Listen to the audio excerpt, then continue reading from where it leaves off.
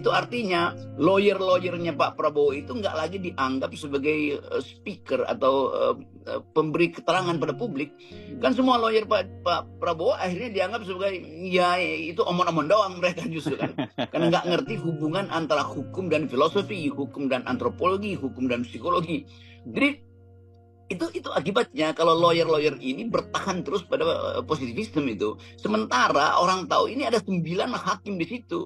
Bukan satu hakim, 9 hakim yang secara otonom mampu untuk menganalisis masalah-masalah yang disodorkan untuk diputuskan, dicarikan keadilan tuh. Kalau pidana ya udah satu hakim aja ketok selesai, nanti naik banding lagi segala macam. Tapi ini masalah moral bangsa, moral demokrasi, nilai kemerdekaan manusia, nilai kejujuran, nilai keadilan dalam pemilu. Jadi semua itu membutuhkan evaluasi etis. Nah, etis itu tidak bisa hanya dengan hukum positif, memerlukan keterangan psikologi, memerlukan antropologi, bahkan memerlukan filosofi atau memerlukan semua ilmu yang memungkinkan kita lihat itu sebagai satu masalah utuh tuh. Jadi konyolnya nih pakar-pakar 02 ini sebetulnya nggak nyampe pikiran mereka bahwa ini Mahkamah Konstitusi, nobility dari konstitusi dipertaruhkan.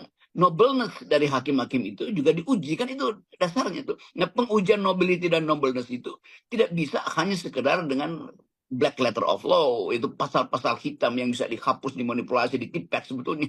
Jadi itulah kekacauan atau kelemahan atau kekurangan pengetahuan dari tim 02 pakar-pakar hukumnya ini yang menjebakkan bangsa ini pada kekonyolan kan. Apalagi komentar-komentar yang berupaya defensif bahwa mereka sebetulnya hanya ingin melihat hukum acara. Loh, ini bukan soal hukum acara. Sekali lagi ini soal visi tentang demokrasi. Nah, itu intinya tuh yang melampaui segala macam hukum tertulis bahkan.